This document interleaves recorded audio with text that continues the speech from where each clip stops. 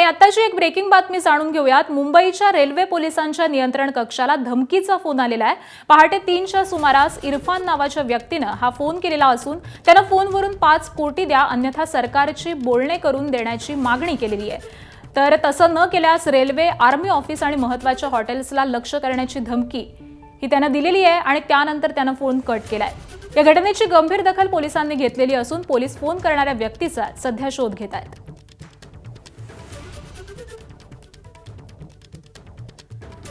तर 5 कोटी द्या किंवा सरकारशी बोलणं करून घ्या असं म्हणत एका व्यक्तीने हा धमकीचा फोन केल्याचं दिसतंय।